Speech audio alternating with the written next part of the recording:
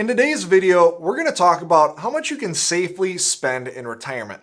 So much of the advice in this industry is based off something called the 4% rule.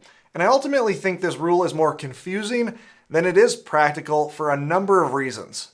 Ultimately, as we go through this video, there are two takeaways I'm hoping to give you. Number one, give you the confidence to spend and live on a solid retirement income. And then number two, show you the possibilities that you have in personalizing your income plan. So when the term safe withdrawal rate or 4% rule is thrown around, what exactly does this mean? Well, there was a 1996 study done that looked at a 30-year retirement and looked at about 120 years worth of financial market performance. Of all of the years that you could have begun retirement historically, the worst retirement starting period was in 1966. In 1966, you could have taken a starting withdrawal of 4% of your portfolio and sustained that for 30 years, but that's really it. So this was the worst case scenario. So $1.25 million would have given you $50,000 to live on, inflation adjusted. And that's key here. That starting withdrawal rate is meant to be inflation adjusted through time. So the 4% rule is basically an exercise in catastrophizing. In most years, financial markets would have sustained a much higher withdrawal rate than 4%. But we don't have a crystal ball for when we begin retirement and what kind of 30-year retirement that might look like. And so setting our standards or setting our plan based on the worst case is a very common practice. But there are some glaring problems with this rule, and here are just a few. First, planning for the worst case can by definition be inefficient. It's by definition conservative. The average sustainable withdrawal rate is around 6% historically. If you started retirement with $1 million and then followed the 4% rule, on average, you would have ended retirement with nearly $1.5 million. Basically, when we plan for the worst case and we live a normal retirement, we left money and opportunity on the table. Second, this rule isn't well adapted to practical planning. An obvious example would be Social Security. What if we retire at 65 but then turn on Social Security at 67? If we followed the 4% rule, we might start out by spending $50,000 per year before Social Security, and then we would see our income jump once we turn Social Security on. Again, the 4% rule doesn't take into effect any additional income streams like Social Security, pensions, or annuities. What happens if you want to spend more during the first 5 years of retirement? How much do you need to reduce income by later? What happens if you want to leave wealth to the next generation? How much income does that cost you right now? Well, these are the exact questions that I want to explore in this video. I'm going to go through a bunch of more practical scenarios and show you what it would mean for your starting withdrawal rate, essentially updating the 4% rule to a more accurate rule. I'm going to show you different ages, different financial goals that someone might have, different starting balances. Now, I'm also going to show you the given withdrawal percentage. And so you can just translate that to your situation if one of these matches up, but the exact scenario that I'm using isn't perfectly matched up to your scenario. First, let's look at our benchmark example, basically recreating the 4% rule study. This couple is 62. I'm going to leave out Social Security here for now, and we're just going to use a balanced 60-40 portfolio. And based on the research, we would find that the safe starting withdrawal rate to be 3.9% starting in November of 1965. Now, we are using monthly starting dates rather than annual starting dates, and so that can lead to a slightly different outcome in some of these examples. But basically, a $2 million portfolio at 3.9% withdrawal rate gives you $6,600 per month to live on. Simple enough.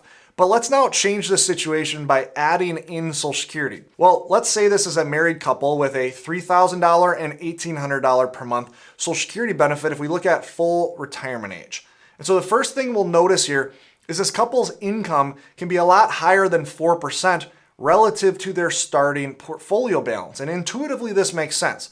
When we have income turning on in a couple of years into retirement, we can afford to spend more right off the front end because our portfolio demands later on will drop. Now, I have both examples for this couple filing at 62 as well as filing at 70. And interesting enough, what you'll notice is that filing at 70 gives you a higher, safer withdrawal rate. This couple is able to take about $500 more per month by delaying Social Security. Now, this is interesting because so often I hear from retirees that took Social Security early that they did so in order to spend more earlier in retirement. But we can see this isn't the case, however. Delaying your Social Security benefit actually allows you to spend more because Social Security is an extremely safe asset. And the more we have coming from that safe asset, the more that we can weather bad case scenarios. Now, this being said, filing early can allow you to spend more in really good financial return environments. And so delaying allows you to have a higher floor, while taking Social Security early allows you to have a higher ceiling. But either way you slice it, adding in Social Security adjusts your starting withdrawal rate anywhere from 5.9% all the way up to 6.3%, which again is much higher than 4%, or the 4% rule would lead you to believe you're able to spend. Now, we aren't done yet, however. What happens if you don't retire at 62, but rather you retire later? The later you retire, the shorter your retirement will be. Therefore, you can sustain a higher withdrawal rate. Now, I did change up some specifics slightly with a smaller portfolio with different Social Security amounts, but at 62, this couple's withdrawal rate would be 6.6%, or their safe withdrawal rate would be 6.6%. Again, much different than what the 4% rule would tell you. If this couple would wait all the way up until 70, they'd be able to take out 7.1%. Now, this can be very informative to our income plan. If we were to carry a static balance late into our retirement, meaning we start retirement with $1 million, and then 15 years into retirement, we still have $1 million, we can afford to start spending more of our wealth at a time because we have less time than we're planning for. And so if you push back your retirement date, know that you can start by spending more than you otherwise could have if you would have retired sooner. Here's another very positive message for those that may have a little bit less saved for retirement than what I've shown thus far. The smaller your retirement portfolio, the higher your starting withdrawal rate can be when we start factoring in Social Security.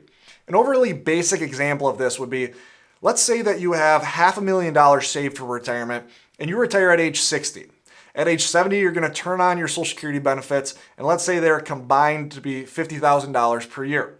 Well, you could theoretically start by taking 10% of your portfolio balance for those 10 years, basically $50,000 a year, live off Social Security then at age 70, and maintain a flat inflation-adjusted income through time. Now, this is an extremely unrealistic example, but makes the point that I'm trying to make here. Basically, that would have been a 10% safe withdrawal rate. And this is all because your Social Security benefit is higher on a relative basis as part of your income versus if you had a much higher portfolio balance and were taking more from your portfolio. And so with $1 million balance with the Social Security amounts we've been discussing, this couple could afford a 7.6% initial income to portfolio value withdrawal rate. Now, here's the point where we're gonna start to inch into a little bit more customization around the financial goals that you might have. For instance, on average, retirees follow a path of spending more in the first years of retirement and then see that spending slowly decline over time. This is what is commonly referred to, or what we've referred to on this channel, as the retirement spending smile. The drop in income or inflation-adjusted income over time is anywhere from 10 to as much as 30%. So what if we fit our withdrawal analysis to this logic? If spending drops later, well, we can then take out more on the front end.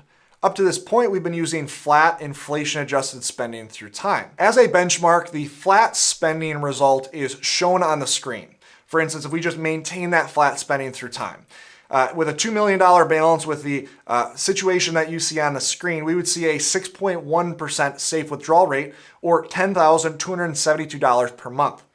But if we adapted our plan to fit the retirement spending smile, we'd see that number rise substantially to 7.1% as an initial withdrawal rate. This is an over $18,000 per year increase. Again, I just want to drive home how far away from the 4% rule that this is. Now, I understand the 4% rule is a rule of thumb, but I see so many people worried about starting their retirement, spending 5% of their portfolio while they're delaying Social Security, and thinking they're being irresponsible, or they're worried about every small move in the financial market because they think it's going to affect their long-run sustainability of their portfolio. They're not realizing that when they look at their whole plan, they're actually still being overly conservative. Now, let's go through one more set of examples, and we're going to look at an example of leaving money to the next generation. Again, we're still going to use our $2 million portfolio with the exact same situation we just looked at with the retirement spending smile. But now we're going to look at this couple potentially wanting to leave half of their wealth to the next generation. they have $2 million. They want to leave $1 million inflation adjusted to the next generation. And so if we're planning for an excess at the end, that obviously is going to lower the spending that we can take right now. But just by how much? Well, if we use the retirement spending smile example, you would basically need to reduce your spending by about $1,800 per month and be around a 6% starting withdrawal rate. And so again, that is a substantial decrease, but again, that's also leaving about half of the assets you currently have to the next generation. Again, this is all inflation adjusted, keep in mind. And so we can see that by changing around the situation, goals, and different planning pieces, the starting safe withdrawal rate changes quite a bit. An important takeaway here is one of confidence. Many retirees can afford to support a higher starting income than they are currently taking. But there's still one giant problem with all of this, and that's the catastrophizing element.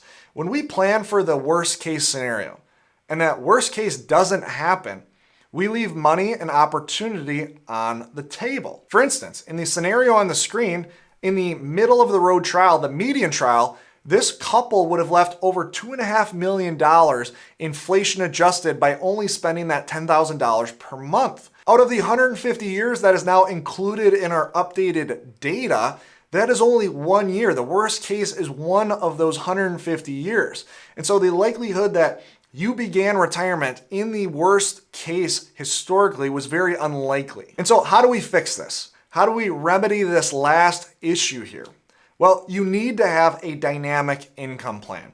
This is something that we do with each of our clients here at Safeguard Wealth Management, both for good scenarios as well as bad scenarios. What happens if the year you retired is the new worst case? You want to have an ability to adjust your income down further to protect the long run sustainability. There's no reason we should think the worst case scenario is behind us. And on the flip side, when we see a great case, you want to be able to adjust your income up higher and go on maybe that extra vacation or that extra trip that you guys have been dreaming of. Now, we do this through a guardrail system, but it could theoretically be done a number of different ways. Pretty simply, we track a portfolio balance through time, and then when we would hit an upper guardrail, that would inform us that we can safely take an income raise. When we would hit a lower guardrail, that means that income needs to be adjusted down. The long-run sustainability of our portfolio is in jeopardy. And this is where true personalized planning is really possible. Now, hopefully today's message gives you some confidence and maybe eliminates some worry. Your retirement can be built much stronger through better planning. This might mean that you have a safer retirement, but it also might mean that you can retire early.